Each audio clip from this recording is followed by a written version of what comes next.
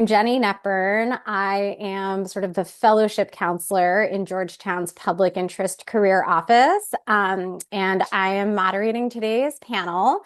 So we're going to start off. Let me just tell you sort of what to expect-ish today, which is that for the first hour or so, like 3:05 to 4:05, we're going to be doing a presentation. And then for the next 20 minutes, we're going to take questions from you all.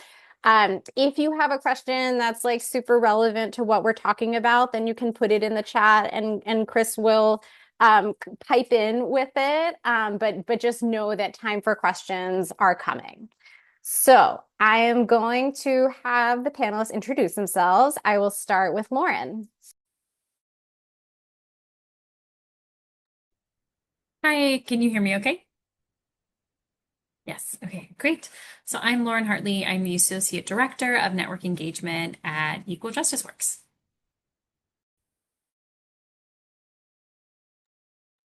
Andrew. Hi, I'm Andrew Boyle. I'm a senior counsel at States United Democracy Center. I've held roles also previously at the Brennan Center for Justice, and I clerked for a year way back when.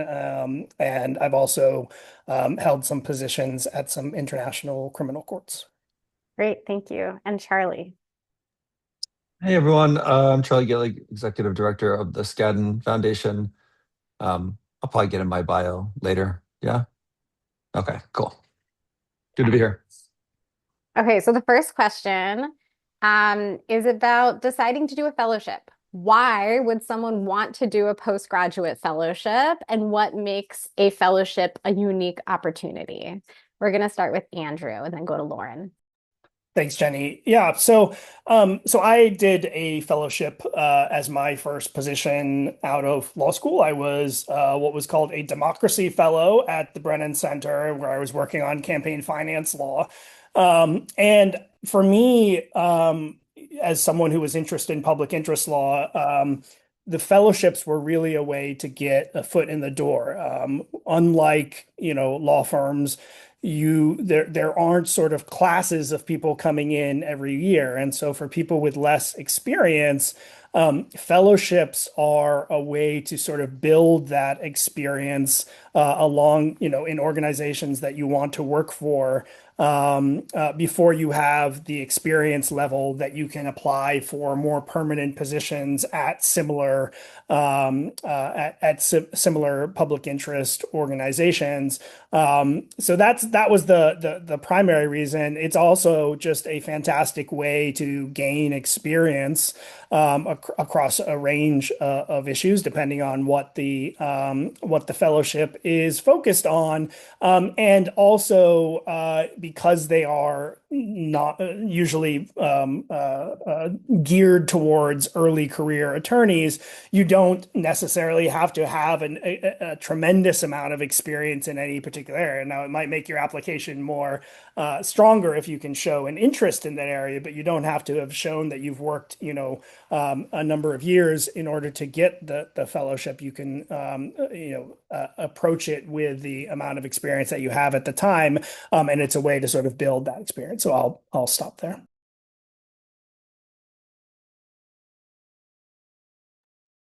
Thank you, Lauren. Yeah, so for Equal Justice Works, people kind of talk about it as an opportunity to design your dream job right out of law school. So our projects are unique. Everyone is different. And it's different than just a traditional staff attorney role or another staff role. And so it's really something where the candidate, has a lot of ownership and direction and getting to decide what they want to work on and where they want to work on it and who they're going to work on it with. So that's one of the great features of the project-based fellowships that you'll hear about from us and from Charlie as well. Okay, and Charlie wants to add something too. Oh, thank you. No, I would, of course, everything Lauren said, I echo. I was a Skadden Fellow myself. Part of the process of designing your own fellowship and then leading the project, I think, empowers young attorneys to a degree that stays with them the rest of their careers. I took this job last August. One of the reasons I was so excited about this position is because I just believe in the fellowship model. I think, of course, it's wonderful to go in as a staff attorney, um, but the degree of independence and ownership you have over a fellowship out of law school or a year or two out of law school is really unique and I think incredibly beneficial to your career. Thank you. All right, I just want to take a step back for a moment because there are probably varying levels of knowledge about the different postgraduate fellowships after law school. So just to get everyone on the same page about vocabulary, I think of fellowships as broadly being in one of two buckets. So one bucket is what I call organizational fellowships. So those are kind of like short-term attorney positions. They are pre-designed, usually they are internally funded. So you apply for like a 2-year position, and then if you get it, great. The funding comes with it. Okay. Organizational fellowships. Bucket two, project fellowships. Those are those design your own fellowship. Those tend to have sort of a 2-step application process. First step, find your host organization. Second step, develop a 1 or 2-year position that you apply for funding for to places like Skadden, Equal Justice Works, Justice Catalyst. So I just want to get us sort of on the same page about that. Okay, are we good? Yes. Okay. Um, so application, we're going to talk about development of a fellowship. When should folks start thinking about fellowships as a postgraduate opportunity, and when should they start the application process? And first, this goes to Charlie and then to Lauren. Sure, that's a tough question. I don't think there is a right answer. I remember someone like 10 years ago who just contacted me as a former fellow was applying to law school and said, "Where should I go to law school to get a Skadden fellowship?" Like they were applying to law schools and wanted to talk to me about what their choices should be. And I was like, there's no way you should be thinking about this now. She got a Skadden fellowship. I'm not even joking. Unbelievable. And I think went to Georgetown, Jenny. Anyways, we'll touch base about it, but just unbelievable. So you can start early. I just did I don't know how many presentations this spring with a lot of former and current fellows. Um, Myself included, many people don't start until right now when you're watching this. So I don't think I identified a host org until July. I did most of my application writing in the 3 weeks before it was due.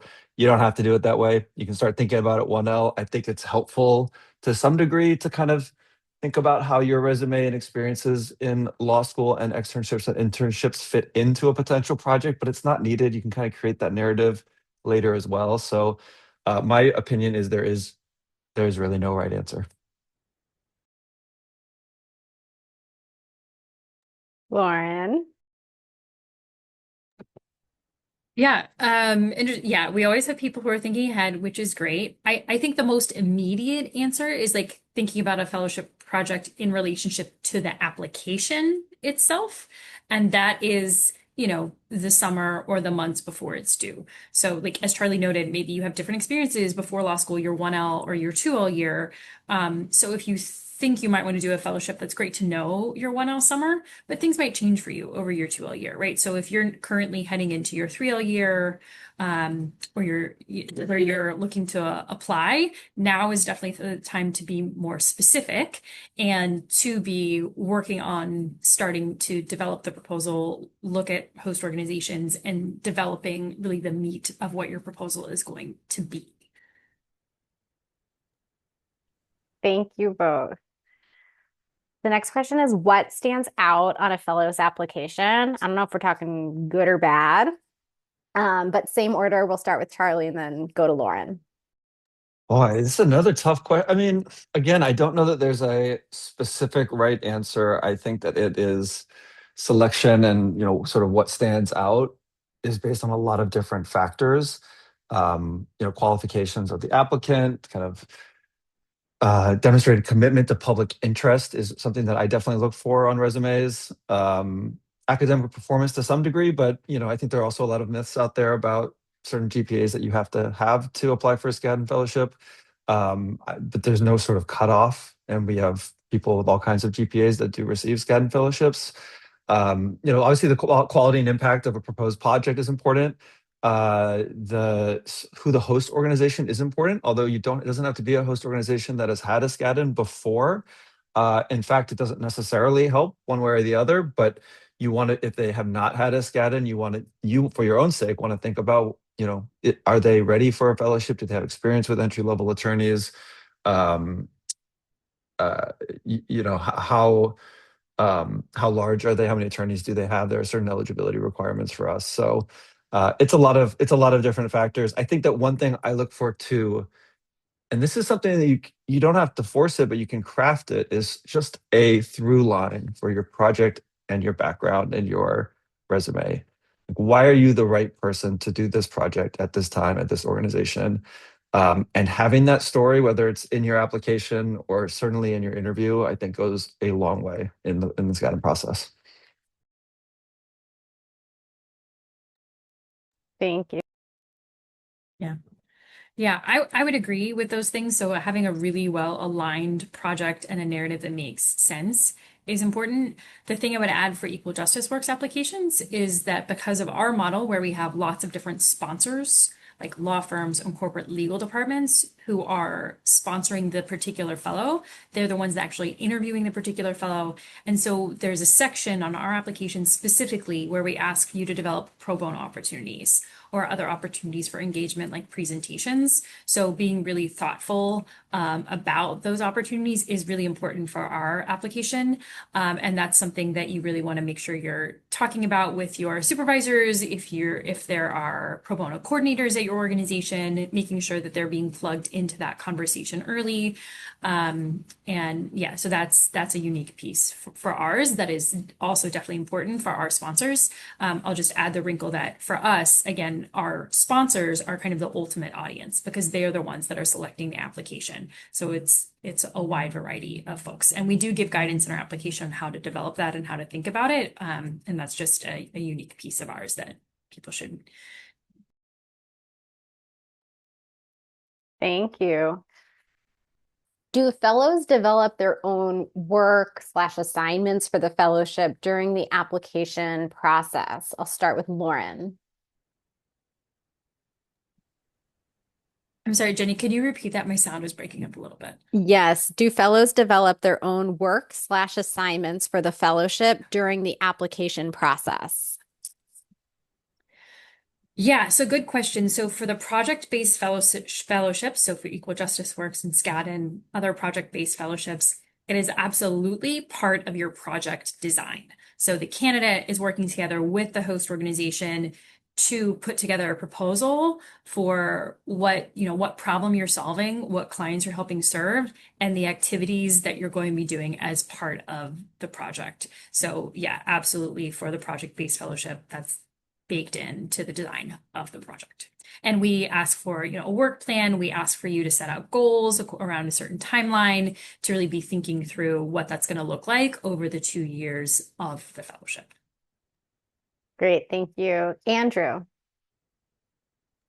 Yeah, so speaking broadly about organizational fellowships, that is an aspect that usually is not a part of the application process for the organizational fellowships, which is that you're usually applying to be an extra set of hands on whatever projects the organization is intending to use the fellow for. Now, obviously, it's not mutually exclusive whether you're applying for organizational fellowships and applying for the project-based fellowships. Now, the timelines might make you decide on one or the other earlier, but particularly for folks, and I would put myself in this bucket, who don't have the organizational relationship, or they don't have the vision that perhaps others have already of what exactly they want to do. One of the nice things about an organizational fellowship is you can sort of say, I'm interested in this field. I want to help.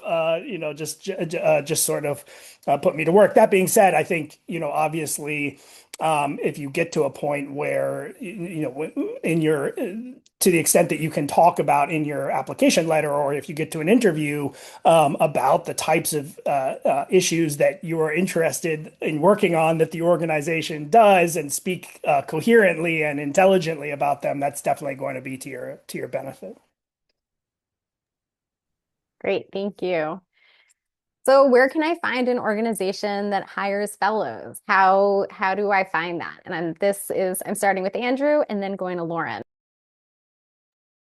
Yeah, so I mean, I think that there are, in answering this question, I would put sort of the organizational fellowships into two buckets. One is there's a set of organizational fellowships that are pretty consistent every year. So, for example, I know that there are a series of ACLU fellowships that are hired for every year, every 2 years, Human Rights Watch, and some others. So those as I'm sure Jenny knows, you could work with your school to find out what are those fellowships that are coming up every year, that are organizational fellowships, and you can sort of scan those and see which ones you're interested in.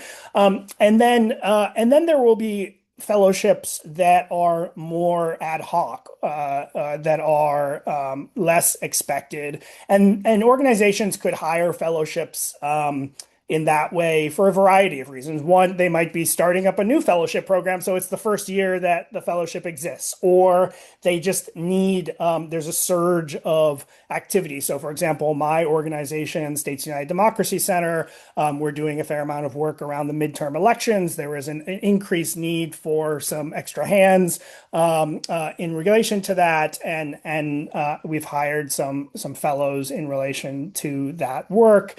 So those you sort of need to keep your eye out in different places for those more. I mean, one thing I would say is if you have a list of your sort of top 10 organizations, I would just obviously put those on your, check every 2 weeks mental or physical list just to see if they happen to have them. And then there are also,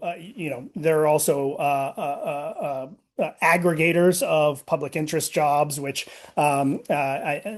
folks will be able to share here, but that includes idealists and other things like that, or websites, including websites like LinkedIn that allow you to use keyword searches that will alert you when positions like internship or human rights come up, whatever or immigration, whatever your interest happens to be, for those issues. Yeah, and PSJD is another good idea. I'll stop there. Thank you. Lauren, anything to add? Yeah, I think we covered it. So just psjd.org for sure, what you put in, idealist.org, check your law school career services database, and then I would check websites for the organizations. Some, if they're posting, maybe posted in those places. Some other organizations won't have posted anything, especially if it's a smaller organization or if they're not a regular fellowships host. So I should say also, I applied for an Equal Justice Works fellowship when I was in law school. I didn't get one. Very happy to work here now, but I did apply for one. And my host org that I applied with was not a regular fellowships site. They hadn't had many fellows before. And it was somewhere I was interning that summer. And so I just, spoke to the legal director. It was a small organization. So I walked over to her desk and was like, hey, what do you think? So there's also, individual outreach. So check those aggregators, those bigger sites, and check individual websites. I also want to lift up your law school career services folks like Jenny, and I know some of our other colleagues that I saw in the chat. So hi, everyone. Nice to see you. But definitely check with your career services folks, especially if you have someone that focuses on public interest, whether full-time or part-time. They may know. I will also say your clinical professors may also know, right? So they will often have an idea of organizations that work in the field that maybe are fellowships hosts. So those are great folks to check with as well. Thanks, Lauren. And also, sorry, alumni. Really quick, I will also say alumni, and you can look for Equal Justice Works. You can look on our website and search by host organization. You could search by state, you can search by issue area. So that could also give you an idea of organizations that have hosted before. You can look by your law school, so you can see if your law school's had any fellows. Again, issue area. Yeah, so I definitely recommend checking out all of those different things to come up with your list of potential host orgs and prioritize from there. I will say and by the way, I'm going to have a list of every fellowship on the website soon, but um, we also have like a bad host organization list. So just because they've hosted a fellow does not mean this is a good host organization. So my advice to everyone, I think I was going to say this later, but I'll say it now. Like, do your research on the organization. Talk to someone who's worked there, talk to someone who's been a fellow there.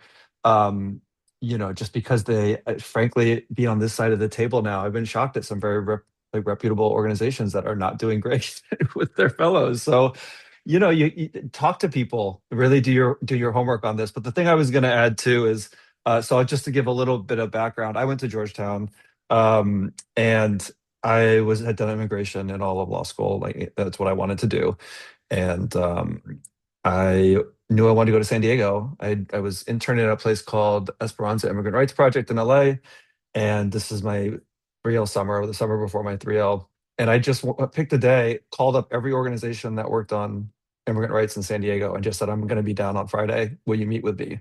I don't know. I think ACLU was the only one who had posted a fellowship.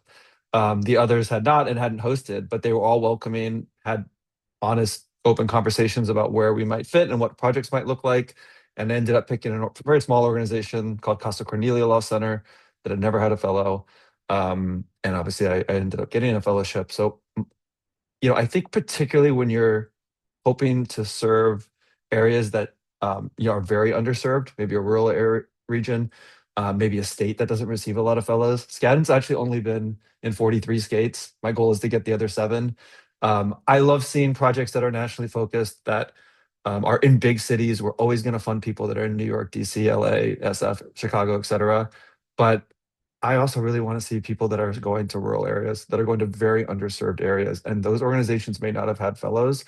So I don't want, if that fits within your passion and your background, and you want to go to X location that hasn't had a fellow, do not let the fact they haven't had a fellow dissuade you. And in some cases, it can be favorable. Still do your homework. Still make sure they will supervise you well and support you, but they do not have to have had a fellow for you to apply. Thank you. So I think just to like sum up, there are so many ways, there are a variety of ways to find a host organization. And so the analogy that I use, particularly for finding a host organization to jointly apply for a project fellowship with, is that it's like dating. Like if an alien came to Earth and was like, how do you find a romantic partner? You'd be like, well, some people do it in these places where they drink this stuff called alcohol.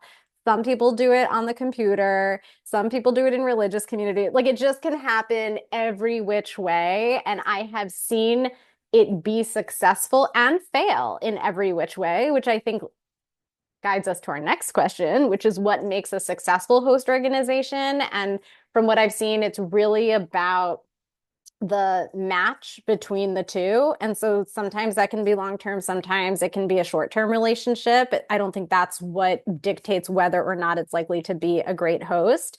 And so I'll hand it off first to Charlie and then to Lauren. But what makes a successful host organization, which you started to touch on, Charlie? I mean, from my perspective, supervision, number one. I mean, supervision, like, how do they have the right people? Because honestly, I didn't really talk about this for the Skadden Fellowship, but obviously we want to make a difference in 2 years. I'm also realistic about what can be accomplished in 2 years. At least the way that we look at it is that you are being welcomed into the Skadden network for life. We want, 95% or so of all of our fellows continue to work in the public interest. We're very proud of that, and we keep a strong network. So, from my perspective, we want to support you for those 2 years, pay your salary and benefits, but we also want you to go on to great things. And part of that is supervision. Are you supported? Do you have experts at your organization that can supervise you substantively and procedurally and just help you succeed? Now, that said, so I'm always looking at supervision. It should be addressed in the host org letter, which you'll see in our application. We have some requirements. So they have to be a 501c3. They have to have at least 2 attorneys that are providing legal services. This can be tricky sometimes because there are a lot of good organizations that, maybe they don't have a lot of attorneys, but we do have that as requirements. I'm missing another requirement. The one should be an expert on your substantive issue. I mentioned that, but I will say if you are going to an organization that doesn't have that, have a plan. Put it in your application. Certainly be ready to discuss it in your interview of how you would get mentorship and substantive expertise. But so it's not, but these are things, and I highly encourage people who are applying to address supervision and for the host organization letter to address supervision. You shouldn't be addressing your supervision in your 400 words for your application or any of your 3 essays, but your organization really should go into detail in the host org letter. And I will say we are updating our application to an online application, are very close. And yesterday, Lauren, I was looking at your application to Steal Ideas, the EJW application, and you asked great questions about host orgs. I just want to say your host org, the things that are in the EJW host org section are things that they should address in their host org letter for us. We probably won't ask those questions on our application, but that's how we're thinking about it.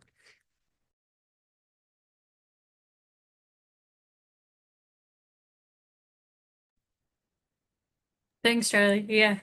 I mean, we also steal from yours, so it's fine. And I just say for folks, so we know a lot of people are applying to both of us. And so like we know each other, we talk to each other, like we know, and that's fine.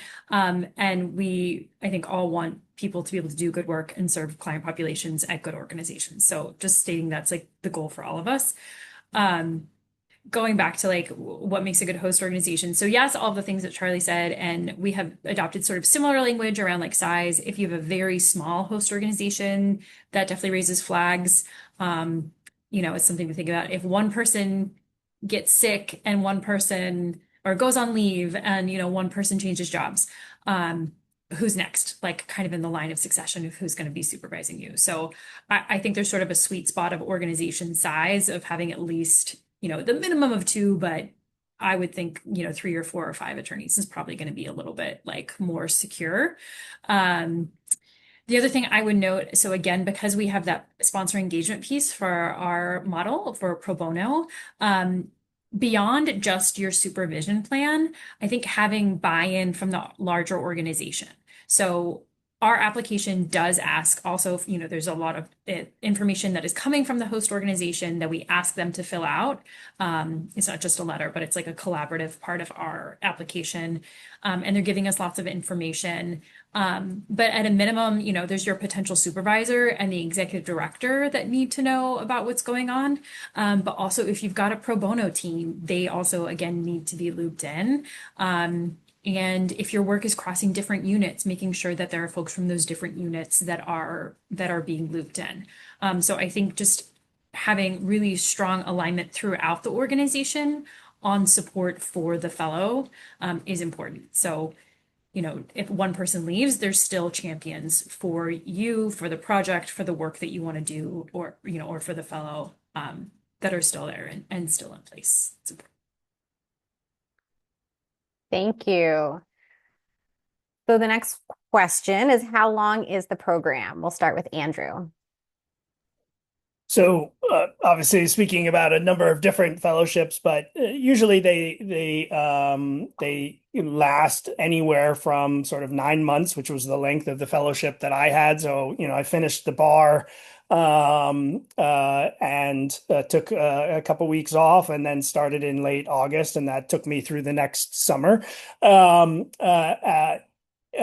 until about 2 years. So and the fellowships that we recently hired for, I think, were a year and a half. So it can really sort of range depending on what the organization is looking for, that sort of thing. There are occasions sometimes when a fellowship will. People are looking for different things from fellowship. Some people want to sort of get their year in and move on to the next thing, whether that's a clerkship or whether that's a different fellowship at another organization. And some people want to do a more sustained period at a single organization. So, it should be clear from whatever particular fellowship you're applying for how long it is, but there are fellowships of different lengths. Thank you, Charlie. So we are 2 years, and I'll answer a couple of these Q&As, I think. About 20 to 25% every year of our fellows, we're going to pick 34 again this year, are our current clerks. So it's very common for people to um, clerk for one, often 2 years, and then but you apply. Depends when you get your clerkship, right? For the most part, you know you're going to be a clerk prior to this Skadden application. If you know you're going to clerk, do not apply for that year. We don't offer deferments. So even if you were to receive a fellow, I don't think we defer. I think you'd have to apply again the next season. I don't think we've ever actually deferred a fellow. Maybe if there's personal reasons or something like that. But for the most part, you would apply while you're clerking, and that's extremely common. But yeah, we are there 2 years. You start sometime between it can be determined between yourself and the host org, but it's usually between September and October, sometime in there. And it's 24 months.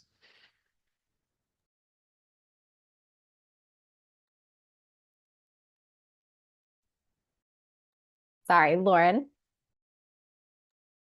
Yeah, so same 2-year term and starts in September at a date to be determined between fellow and their host org, who's their employer. And I would say, yeah, so on the clerkships note, folks can apply coming from a clerkship, many do. We don't defer either. So you do have to be ready to accept the fellowship for the coming year. I'll add one real quick thing, which I saw a couple last year that did pretty well. Someone who they apply, did not receive a fellowship, and then decide to clerk after, and then apply again with pretty much the same project. You can do that. Just putting that out there. Sometimes it's just a different pool. Your application might stand out in a different way. So just to put that on folks' radars as well. Thank you. Can I add something about timing as well, just for the ad hoc fellowships, which is that while the ones that that sort of occur every year, the organizational fellowships that occur every year sort of are on the same, I think, or similar timeline of when they come out. The others that could come out at more sort of random times. And so, if you're still looking for your fellowship at the end of your 3L year, there's still the possibility that an organization will decide that they have an opening that they need some entry level help with. So that's another sort of nice thing about these ad hoc fellowships. Yes, thank you. The other thing I want to add is that the answers that were just provided were about how long the formal fellowship lasts, but a lot of organizations will hire you on as a staff attorney. Some may be more likely than others. Some may have a history of doing that. So for example, like Georgetown, we have a school funded fellowship program. And I found that so many of my students were really wanting to know, well, like which organization is most likely to hire me? Because like really, I just want to be a staff attorney, but I understand that like to get the job, it's like during my 3L year, I probably have to start with a fellowship. So we started encouraging host organizations to include if there was a likelihood of being able to hire their fellows on past the term of their fellowship, or to include where their fellows tend to go after their fellowship. And so just like as a counselor, I think it's a nice thing to consider, sort of like what happens? What kind of support do you provide? Like, are you super connected in the world that I want to be in? So if you can't hire me, like, do you vouch for me? So I just think that's something that is very much worth considering. Can I say something really quick on that? Yes. So we had our fellows symposium last week, which is this 2-day symposium that all current and incoming fellows attend. So it's like 3 classes. And one of the breakout groups, they got to pick from various breakout groups, was job seeking strategies. Everyone who signed up was an incoming fellow, which I obviously I thought this was going to be second years that are thinking about their next steps. Are they going to stay on? But the incoming fellows were the most concerned with job seeking strategies, which just that absolutely shocked me. But I think that gives an idea of where folks' heads are at right now in terms of picking a host org and starting their career. Yeah, and there are certain organizations like Legal Aid DC, because I know someone is on here from there. Like they have a really good track record of hiring their fellows on as staff attorneys. I think in many ways they consider hiring folks who are fellows as like, unless you really mess this up, you're going to stay. Like you are starting a project that we want to see be a long-term project. And I think a lot of their really incredible groundbreaking projects have been started by their project fellows. So anyway, something to consider, something perhaps worth asking after you get the offer. Okay. Post-program support. What type of support, if any, do you provide as the fellowship comes to a close or to alumni of your program or after leaving your organization? We'll start with Lauren. Yeah, thanks. Yeah, so Equal Justice Works has been around for about 40 years now. It's our 40th anniversary. So we have almost 3,000 alumni at this point, and fellows become part of our alumni network, which is great. And so we have alumni, we have network like an alumni program. And so there are opportunities kind of throughout the fellowship term, which we call part of our like learning and networking, where fellows may get to interact with our alumni. Sometimes it's that the alumni are giving a panel, right? So they might do a panel on career searching, or they might do a panel on like specific lawyering issues, specifically for our current fellows. So they get to interact in that way. We also have our signature event in DC every fall, which is Charlie mentioned a symposium, I forget what you call it, but we call it our like our leadership development training or like fellow convening, happens in October every year around also our kind of big annual dinner. And so all of our fellows come to that, and many alumni, our alumni advisory council are at that as well. And then I should have mentioned as well, I've previously worked at law school as a career advisor, so sort of similar to Jenny's role or some of the other public interest folks. And typically in the spring, we do a webinar specifically on job searching opportunities for our second year fellows, although many of the first year fellows come too. And we offer tips on job searches, job strategies, and then often are making connections for my current fellows. So if they reach out, they want to chat with any alumni, we make those connections for them. So there's a lot of kind of different touch points with alumni and also career sort of pathways. I'll also say anecdotally, around like 60% of our fellows end up staying on at their host organization afterwards. It sort of depends. Some people are also moving, they're moving across the country because their partner's going to med school or they're going back to be closer to family. And then some organizations, that don't hire as commonly. But the majority of our fellows are able to stay on at their host organizations at least immediately following the fellowship for a year or two. Wow, I did not know that statistic. Okay, Charlie, Yeah, I would do you remember be. the question? Yeah, I would be interested to know what that is for us. I actually don't know. It sounds about right though. I will say too, we have post fellowship. I'll talk about. We have in fellowship too. In addition to salary and benefits, we pay moving expenses. So if you're actually moving from your law school to your site, we pay those, which can be quite significant. All your bar, like prep, traveling to the exam, that sort of thing, which can also be pretty significant. We cover that. LREP if your school doesn't have it. We also have a $2,000 like professional development fund, which is basically use it or lose it on whatever you want. I think most people use it on conferences. That's what I used it on,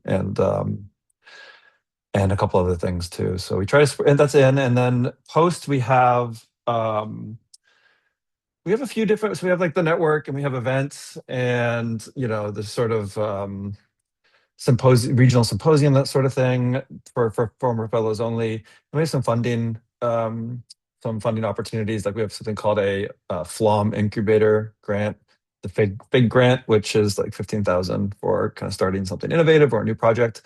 We have writing stipends. A lot of our former fellows end up as clinical professors or in academia in some capacity, and we help provide writing stipends to kind of bridge that gap if they need some time to write. We have like a presentation program, and yeah, so we try to keep pretty active with our former fellows. Thank you, Andrew.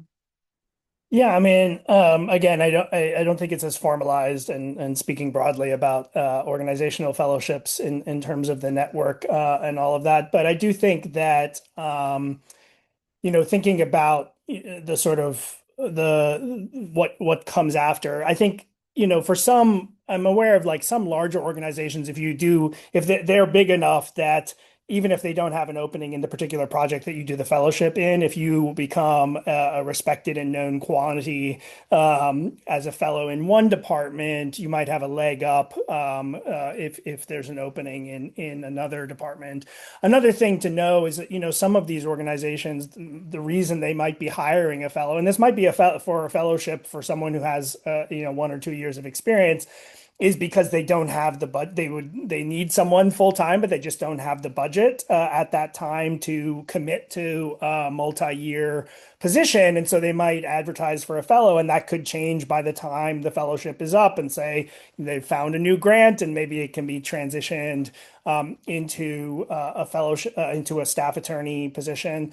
And I'll say also, depending on where you are working, I'm based in DC right now, and there's a pretty tight network of nonprofit organizations, and so the likelihood that as a fellow at one organization that you're going to get to know people at other organizations is high, and the likelihood that the folks, even if the organization you are working with doesn't have an opening, the likelihood that they will know folks at other organizations that you might be interested in that do have an opening and could put in a good word is fairly high.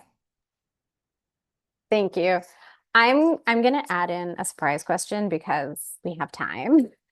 Um, for this is just for Charlie and Lauren though. Can you talk specifically about what you don't fund and where there may be gray areas on funding in regards to the project itself? Charlie, let's start with you. Sure. There's a lot of gray areas. I mean, lesson one, whenever I do these presentations, is like reach out to me. I'm here to help with this process. So if you think you're in a gray area, I have these calls all the time. So just reach out and email me. It's on the website. I'm sure somewhere Chris probably has it. Um, Criminal public defense. So, anything that would be sort of funded by the state, where the representation would be funded by government in some way. We wouldn't fund.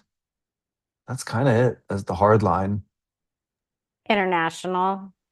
Oh yeah, I should say we're only U.S. and the territories. Yeah, that's a basic one. So yeah, you have to be in the U.S. or the territories. I was actually talking to someone yesterday, like, I would love a territories project. They have legal aid in all the territories. Let's go Okay, fund someone in Guam. I don't know. good to Why not? know. We had I can one. Yeah. visit. We had one in Puerto Rico a few Did years, you? Charlie, Okay. and we all were Yeah. like, "Okay, so staff retreat to Puerto Rico." We didn't get to do it, but Right. we wanted to. Right. Yeah. I mean, there's great work to be done. Yeah, They have a LSC funded, yeah. island-wide organization. Yeah, And it has to be for SCADA serving people living in poverty, though poverty is not it defined. does. Yeah. It's not defined. I mean, most organizations have sort of poverty intake requirements that all would fit.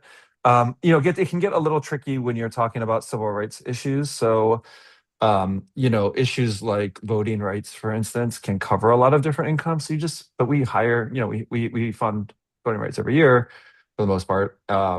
It's just about how you pitch it in your application. So be specific. If you do have an issue that could cover different income levels, be specific in your application about how you are serving people living in poverty. Thank you. Lauren? Yeah, I would say so similar to Charlie, basic eligibility. So not a government funded like public defender position, and not international. I will say in the criminal justice space, we do have some folks at organizations that do holistic defense. So like Bronx Defenders is a classic one of these organizations. And so it's Bronx Defenders is because of their unique structure in New York and where they are, even though they're a 501c3, they do provide public defense. They're contracted to do that for the city. We have fellows there who are doing not that. So like other work. So we have fellows who do reentry work or, related immigration needs or prisoners' rights, like other types of work. So if there is, a constitutional guarantee to that council, it wouldn't be covered. Again, the distinction that it needs to be not a staff attorney position. So this also comes up in cities where there's right to counsel and housing. So in housing court, so for evictions, it's not meant to fund a staff attorney position for that. It does need to be different than that. And again, the host organization does need to be a 501c3 or 501c4. So sometimes we can have, say, a legal clinic out of a law school do it, but it really becomes like a tax structuring question that you have to ask the host organization. So that's some other great nuances to think about. Awesome. Thank you. Okay, so we were supposed to have Renee, who's the Deputy Director of Justice Catalyst Partnerships here, and unfortunately she couldn't make it, but I just want to take like a moment. I am by no means like an expert on the Justice Catalyst Fellowship Program, but oh, Renee's an EJW alum. But Justice Catalyst is similar to Skadden and Equal Justice Works in that it provides funding for these project fellowships. Their timeline is when you apply, if you get it, you get funding for 1 year with the possibility of getting it extended to 2 years. And what I've heard Justice Catalyst say in the past is that they really try to focus on big, like wide-reaching projects. So something like impact litigation. And they don't have like the same, supervisory requirements in terms of supervisor working within the organization. Like I think there's a lot of space for creativity in that. So I'm pretty sure you can partner with a host organization, for example, that like doesn't even have a lawyer. I think I once asked if it could be like a tenant association, and the answer was yes, as long as you do have adequate supervision somewhere.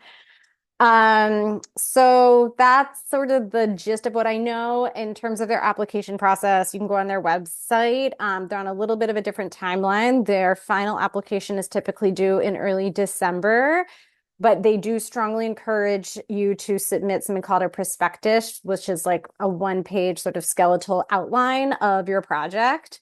And that's usually due in late September or early October. So yeah, so for that, I think of like system disrupting, wide reaching, that kind of thing. Oh, and the other thing I should mention about the prospectus is Justice Catalyst will respond with feedback.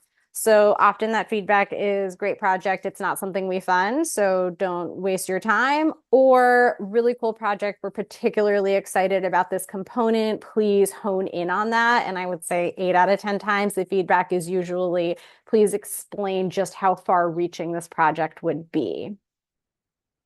Does anyone else want to chime in? Okay.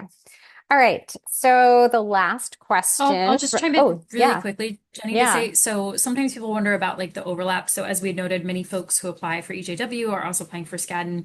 I will say there's some portion of projects for Justice Catalyst that could also sort of have overlap, but it's a small percentage. So just that to say, like some of them may work, but it really depends on the project. And we and Charlie's organization, we do fund sometimes impact projects.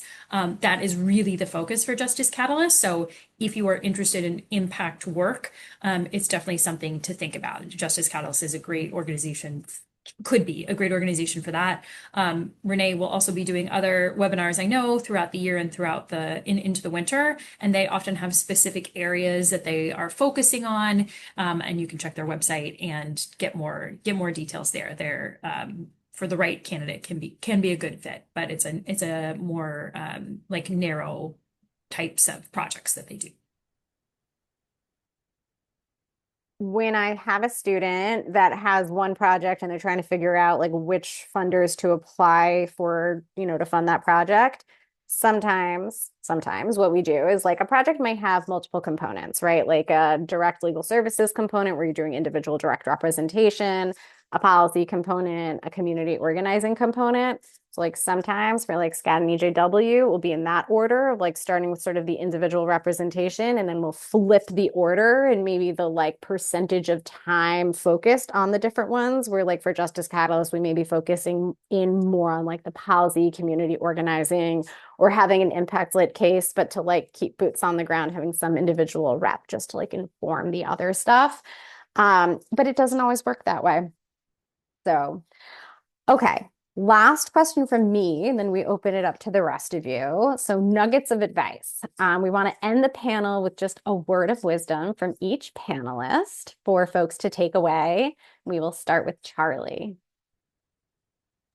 Before I had this job, been giving a lot of presentations to students and interns over the years, and I still truly believe, like, pick a project you're passionate about. It sounds simple, but I'm shocked at how many fellows, um, I think that, and this is true for myself as well, when you really are completely invested in a project, um, you'll work at it more. You'll talk to more people. You'll be motivated to go and continue to refine and iterate, and it'll make you a better fellow when you get there. Um, so I would just go with what you're passionate about and not what you think will get funded. Um, so that's my piece of advice.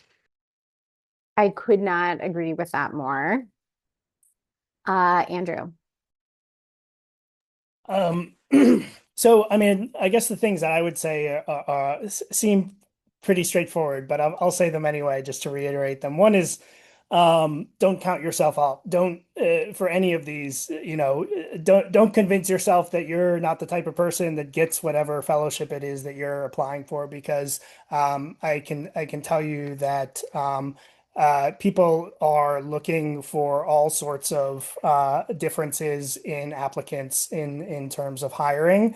And at the same time, if you don't, and this applies for jobs and fellowships both, if you don't get it, don't assume that that's a reflection on you. There are way too many variables at play. And so persistence is absolutely key. Second, I would just say, we've talked a bit about the different ways you find these fellowships and things like that. But the worst feeling is finding out about a perfect position a week after the application deadline. And so put the time into figuring out what the systems are in order to be able to find out about those opportunities that you might want to apply for, and put the time into looking around for them. And then, yeah, think about, I think it's definitely true that public interest organizations like hiring people that are committed to public interest law. And that doesn't mean that, you shouldn't count yourself out just because you might have had some experience at a law firm. It's completely understood that people are coming from different backgrounds. But what they do want to see is that you've had a genuine interest, and whether that's personal experience in the field that you want to work in, whether that is an internship or something like that, and really bring that experience to the forefront that tells them that you're not just someone who decided, because you saw the job application that could be a cool thing to do, but someone who is really looking to use their legal skills to work in that particular area of the law. Thanks. Thank you so much. Lauren. Yeah, and I would just say, really be clear about who the audience is for your application. So for all of these different fellowship applications, there's a bit of a different audience, right? So if you're writing an organizational fellowship application, is going to the folks at the organization. It's like writing for, a public interest job. It's a public interest background. It's people at the organization who work there. So keep that in mind. For IJC and for Skadden, they are really looking at the applications internally. So it's their own folks that are reviewing the applications. One thing that's different for Equal Justice Works is that the ultimate audience for our applications is the sponsors.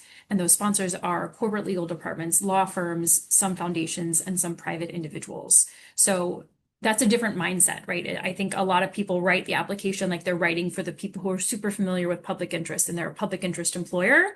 But that's not quite our audience. And you need to be able to keep that in mind. So ours are a bit more general, and you need to be able to kind of speak to a broader audience. But just in general, for every application you submit, fellowships or not, be really clear on who your audience is and who you're writing it for. Yeah, quick thing I just wanted to add about not counting yourself out for SCAD EJW. Definitely always give it. I mean, I know it's a lot of work. It is a lot of work. I don't think the work is wasted, first of all, because it's helpful just to think through how you might create a project. I've also, as a supervisor, I didn't really mention, but I was at a legal aid in Los Angeles for many years and a supervisor and a manager. We have hired people that didn't get fellowships as staff attorneys, because that process of building an application, of getting to know someone, seeing how responsive they are, seeing how they think about, see where their passions lie. Like we don't want to lose this person. They didn't get a SCAD, they didn't get an EGW. We want them to bring them on, and we brought them on as staff attorneys. So don't see it as wasted time. And second, we have, if you look at all of our fellowships, yes, we have picked fellows from a lot of the same schools, but we also care about finding new law schools. This is something we mark down every year. Has a law school had a fellow before? We try to give applicants from law schools that may have not received a fellow, maybe even a little extra look. So do not be afraid of applying based on where you went to school. Just want to add that. Awesome. Okay, well, thank you so much. I see there are some questions in the Q&A. Chris, are you doing this part or do you want me to do this part? Happy to assist. But Okay. yeah. So happy to jump in for our Q&A portion. Continue folks to please put more questions in the chat as you think of them. And just as a quick plug before we transition, there are some things that we put in the chat. We will be putting the contact information for the folks that joined us today in the follow-up email. So if you do have questions and you'd like to reach out, that will be accessible to you. We will also be sharing the information from Justice Catalyst today. Unfortunately, our speaker was not able to join us, but she is going to send us materials to continue to provide those resources to you. So you will get that information. You will also get a recording of this event in that follow-up email. So if there is anything you're like, oh, Charlie had a really great nugget of wisdom and I've completely forgotten it, you will get the recording and you'll be able to go back and check that out. So those are some things to keep in mind as we head into the Q&A. But I am happy to get us started. So one person asks, Donovan asks, should we be thinking about unique or novel projects we want to do or organizations we want to work with? Is it both? And should we be consistent in the project or should we have different options for different orgs? And I'll turn first to Charlie. That's a terrific question. And I get that a lot, actually. Like, does my project have to be innovative? And the answer is no. I mean, it can be. I think that the way I think about it is, are you serving an unmet need? And so that can be through innovative methods, but generally, you want to make clear in your application and your interview what the need is, how you know it's there, and what you will do about it. And one of the things that we do care about is, we are not trying to hire staff attorneys. So if an organization already has a project devoted to say eviction defense, and your project is to do eviction defense at that organization, it's probably not what we would fund. But if maybe you're trying to bring an eviction defense clinic to an area that doesn't have one, or develop strong community ties for a particular population that doesn't really access those services, now you're sort of getting more in what we'd be looking for. So really think not so much about innovation, but meeting unmet legal needs. Thank you. And Lauren, I want to turn to you, and I wonder if you can hone in on. I know you talked about different sponsor organizations and communicating differently to different folks. Should folks be, when they're thinking about those different orgs, should be they looking at different options for those projects, or being consistent in that project development? Yeah, I mean, I think going back to one of the earlier questions about what makes a really strong project is that we like to see that it's really well aligned and that really makes sense. So I kind of said, like, why doing this work? Why at this organization? Kind of why now for this population? So to me, I think that probably looks a little bit different when you're at different organizations because they probably do something a little bit different or serve audiences that are a little bit different. So it might be that you are really interested in, special education work. That could look different at a lot of different organizations. So I think you'll find also organizations have different needs, right? And you want to make sure that you're meeting that, as Charlie said, meeting an unmet need. That's part of what we're looking for as well. And that may look a little bit different, for different organizations and different communities. So I think I would be a little concerned if it was just like trying to copy paste because that project design may not be the most responsive to the community and organization that you're developing it for. If that makes sense. So, and it was a lot of our sponsors are very involved in pro bono and very involved in those communities. And so they know, right? They already work with the different organizations doing XYZ kind of projects. And so, and many of them, are familiar sort of with players in the space and in the landscape. So, they're kind of aware of if something really doesn't make sense, they'll know. So, yeah. Thank you, Lauren. That was great. Thank you both. Awesome. Okay, so we will move to the next question. If there's more clarification, again, please feel free to reach out via email, or feel free to continue to pop it in the chat. So our next question: are postgraduate fellowships open to people who have been out of law school for a while? This person actually has two parts, and I'm going to answer the second part really quick. First, is there a resource, website, or database for organizations that are looking for fellows to pursue an issue the organization already has in mind? So that answer is most likely those organizational fellowships, and we'll be sharing the PSJD. That's another those like aggregate kind of resources that exist. We'll also be able to get you some of those resources. We'll also turn to our panelists. I want to turn to Andrew first. Are postgraduate fellowships open to people who have been out of school for a while?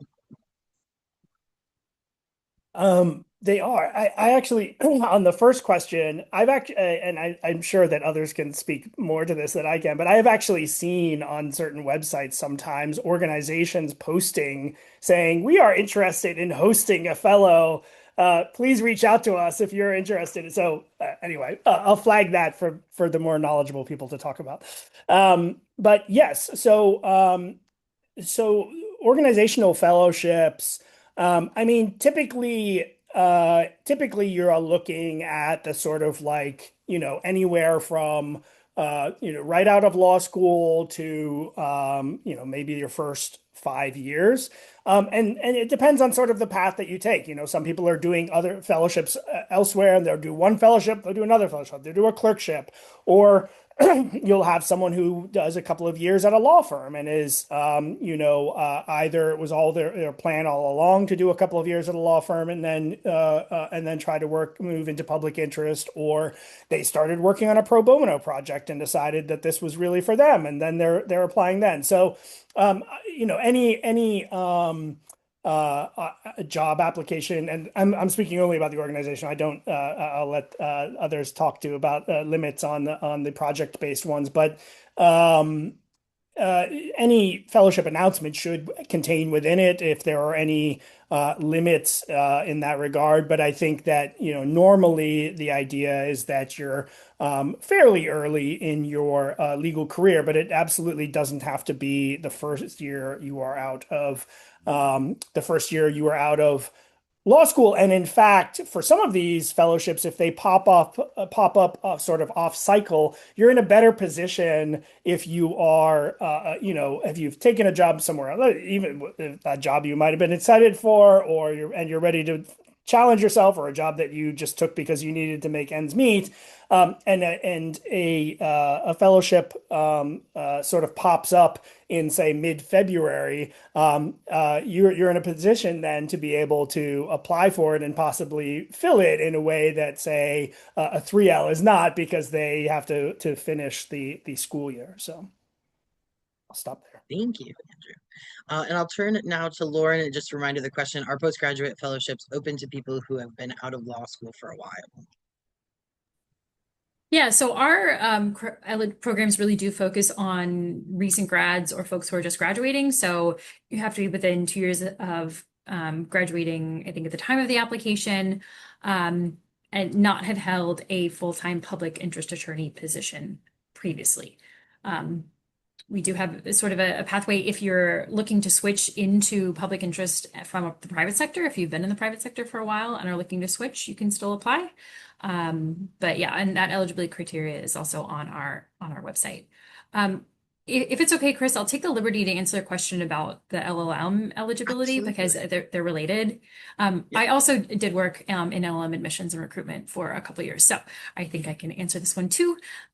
So I will say, for all of these fellowships, when you're looking at eligibility, check their specific requirements. And if you're a foreign trained attorney, if you're on a student visa, it's really going to vary, right? So you're automatically going to get a year of what's called OPT, optional practical training. A short-term fellowship, like a 9-month or a 1 year, might fall within that time period, and you're fine. You don't need anything else. a longer fellowship may not be a good fit because you are probably going to need visa eligibility. And to be honest, most public interest organizations are not able, to support someone through an H-1B process. And also there's no guarantee. So for our program specifically, it really is usually not a good fit for foreign trained attorneys who need a visa. Because when you apply, you need to show that you have 2 years of visa eligibility for the project. So that's the eligibility for. Thank you. Thank you for uh, going to both of those. And I'll turn Charlie to you if there's anything you'd like to add about the timing out of law school, as well as anything you'd like to add about the LLM eligibility. Well, I'd just like to thank Lauren for teaching me something today, because I was going to give a much simpler answer, which was yes, we accept applications from LLMs, which we do. It's on the website. I don't know if we have ever funded one. I was just thinking that I should look into that. But what you said makes perfect sense about some of the challenges, and I do get that question, the email. So yeah, no, it's a difficult, it's a tricky situation for foreign LLM students, I should say. Um, so for we've kind of expanded. It used to be either only recent grads or out of a clerkship when the clerkship was from law school. Kind of opened that up in the last few years. So we had one fellow this year who had clerked, was a staff clerk on the Eighth Circuit for I think 3 or 4 years. We have another fellow who was a staff attorney and then clerked at the district court and then applied and received the fellowship. So clerking is a common pathway if you've been out a couple of years. I do think, when you get beyond 3, 4 years, they're really pushing it in terms of, I don't know, what the question said, a while. I think when you get kind of past that, part of the point of the fellowship is to be an entry level point for public interest careers. Um, we also are accepting applications from graduates who have been out a year or two. I think the idea there actually is that someone may have had maybe a law school type fellowship. It's a really tough job market right now. There are probably people that have maybe struggled to get full-time positions straight out of law school. And we could imagine a scenario where someone is funded to do public interest work maybe for a year or 6 months. But when they're applying, they would just sort of be taking the bar or finish the bar. So, if you're in that situation where you don't necessarily have a job lined up, but you've graduated, well, if you kind of have some work you're going to be doing, whether it's a fellowship or a stipend or something like that. I think to Lauren's point, if you're going in as a full-time staff attorney, that is probably not the best situation to be applying for a Skadden fellowship. Thank you. All right. So our next question is, should we reach out to the host organization during the application process? And if you can speak generally to like what that relationship kind of is between the applicant and the host org during that initial process. And I'll turn first to you, Lauren. Yeah, I feel like we sort of addressed this already, but absolutely because it is a collaborative process. So for all the project-based fellowships at least are collaborative and require input from the host organization and ideally are designed, as a kind of thing. It was like a Venn diagram of multiple parts between you and for Equal Justice Works and also Skadden. There is input that's required from the host organization as part of the application. So for us, they are a collaborator in our application platform, which is called Submittable. So they need to make an account, they need to add their information, etc. For Charlie, it's a letter that they're submitting on your behalf. So absolutely, it should be a collaborative process. I'm just going to plug in. I have seen project fellowships almost fall apart and just thoroughly fall apart because the host organization was not aware of what was required of them. And this comes at like a less than ideal time for a lot of attorneys because August is when a lot of folks are on vacation. It's when there are often like lags in like summer camps and school and that kind of thing. So I really recommend being on top of it. Even if you don't think it should be your responsibility, it just cannot hurt for you to stay on top of the host organization to make sure that they understand what they need to submit. I cannot, every year we have crises on this particular issue. It's great timing for students. So I don't like begrudge the timing of the application, but Yeah, we have Understandable. a blank application on our website, right? So you can look at it now. We tell people you can make an account now, look at it now. The questions are not a surprise. They're all available now, and make a plan for the timing of when the responses are going to be in and when you're gonna do it. So, and plan ahead for vacations, like they're all there. It's all there. Okay, so we have another kind of quick question. How many fellows are selected? And I'm going to do maybe something surprising and turn to Andrew and see if there's like any insight you can do on how many fellows you've seen in an organization, and then we'll turn to Lauren and Charlie.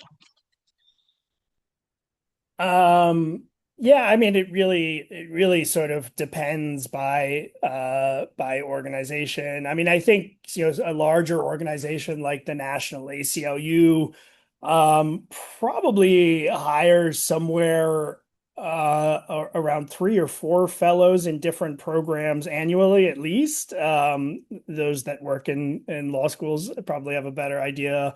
And then, other organizations will just hire 1 or 2. So, yeah, it really depends by organization.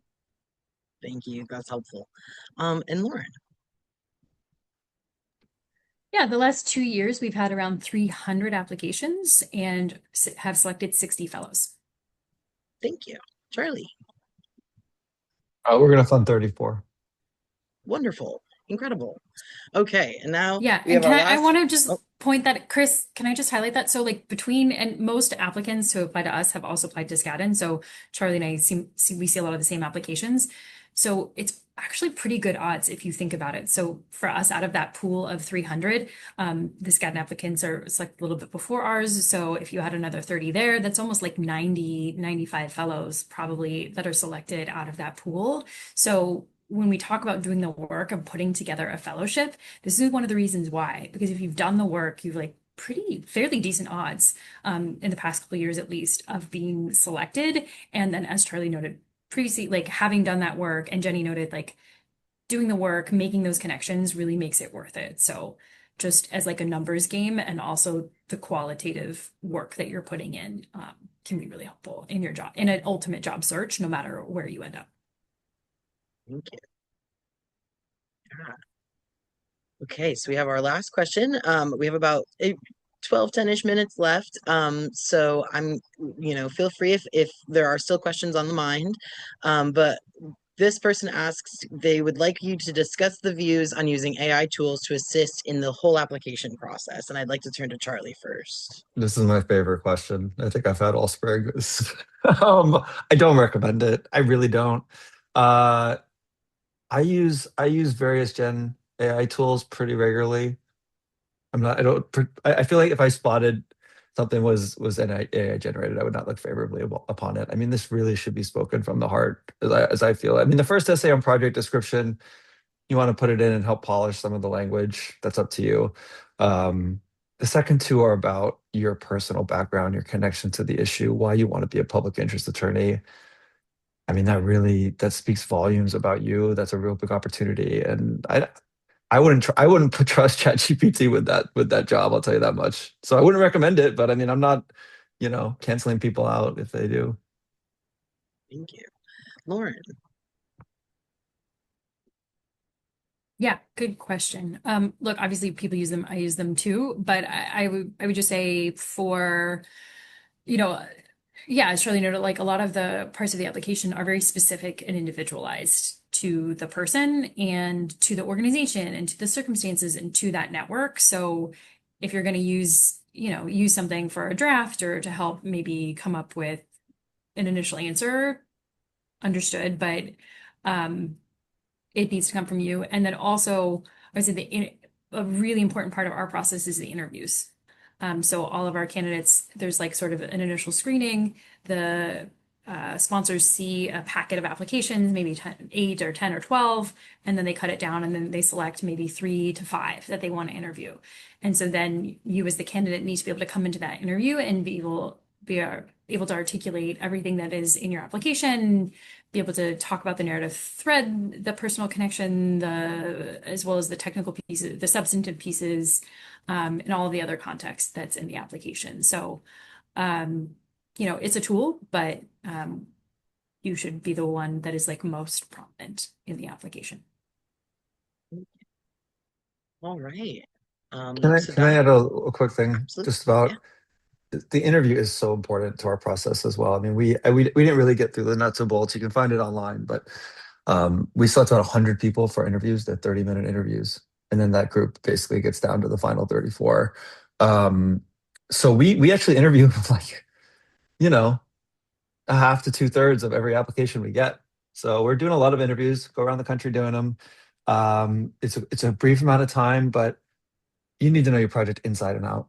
I mean, you're going to get a lot of very specific questions about how your project's going to work, why you're the right person for it, who you're going to serve, and how. And I just want that doesn't really have to do with AI. I mean, but I'm just saying that the application, to Lauren's point, is one step, and then the second step is, I would say, the more important one. So, yeah, do a lot of mock interviews. Well, thank you all so much. That brings us to the end of our questions. I want to make any space for Jenny if there's anything you'd like to add in our wrap up. Oh gosh. Well, okay, just based on the last question, I will say that like a couple years ago, 2 or 3 years ago, Georgetown, every single person who applied got an interview. Not one of them got a fellowship. So interviews really are ever important. And the other thing, just because I've been reflecting on AI, because we had like an AI session earlier today, and I put out a weekly listserv of all the postgraduate opportunities that have been posted in the last week. And my boss was like, "Oh, you could make a gem, this Gemini talk, I guess, to like pull those jobs into the listserv." And I was like, "No, then I won't know when I like counsel people. Like if I just look at a list, I can't remember that. I have to like interact with the imperfect programs and like go through my filtering and like search myself to pull out how I'm going to put the summary of the job in the thing." So I just like there's so much, and I'm married to a human who works in AI, but there's just an unbelievable amount of benefit to like being in the weeds manually in the process. So and AI, like I know it is a wonderful tool and in many ways an equalizer for I am the career counselor where I get to just do fellowship counseling. And so I'm like in it with people all summer long, and not all law schools have that. And so like, yes, like I love that AI can review things if you don't have the Jenny at your law school. So I just like similar, not a blanket hard no, but like there's just so much benefit to grappling and thinking in your own brain because you're just not going to land the fellowship, I think, if you don't go through that. Yeah. And Andrew, if there's anything that you'd like to add in our wrap up. No, I think that everyone has sort of said what there is to say. I mean, I will flag that from um applying for fellowships and also being on the other end and interviewing people for fellowships beyond what everyone has said about being prepared and being knowledgeable. There is, making people understand that you're excited for the possibility because, and I completely acknowledge that people are different and some people are introverted and some people are extroverted and that can be harder for some people, but it doesn't have to be a big show. And if it seems fake, it could work against you, but definitely if you get the opportunity to interview, make sure that your enthusiasm comes through not only in the preparation that you've done, but also in your affect in interacting with the interviewers because they want to see that you're excited about the possibility of being able to do the work that you have spent so much time preparing the application and talking about. Amazing. That's a great point. Chris, I have one question. I know there are a lot of public interest career advisors, administrators on this. Um, I would love your thoughts too, not in this meeting, but at some point I'm trying to think about, how we can reach law schools. There are a lot of people, a lot of students, and a lot of administrators from law schools that don't always have a ton of fellowship applications. And I will say I did my first tour of sort of law schools this spring. I will say that when I visited the schools that haven't traditionally had fellows, the attendance was generally very low. And I'm trying to understand how we build momentum and knowledge at non-traditional fellowship schools about fellowships. Like what can I do? What can Lauren do to kind of make this easier to get students involved? Because I kind of thought, oh, if I go and show up at this place, well, they're all going to love it. It just didn't work out that way. And so I'm trying to figure out sort of, um, how do we support you all that may not, always have fellowship applicants or may want to build that as part of your sort of career services. So reach out. Absolutely. And if there's any nugget I can leave you with at the end of this, it's absolutely reach out. Ask, period. I think that there are so many opportunities that are available, especially to folks that are interested in public interest. And there are so many people that would love your support in the legal field and beyond. And I think that if you are ever feeling any moment of intimidation or trepidation in terms of connecting with or reaching out to any of the fellowship opportunities, please don't. And if you would like support in any of that, please see both your law school career advisors as well as Washington Council of Lawyers as a support. So if you're interested in connecting with anybody here, realistically, what we hope you say is, I was able to go to the WCL Fellowships 101 presentation. I loved hearing what you had to say, and I have a few more questions.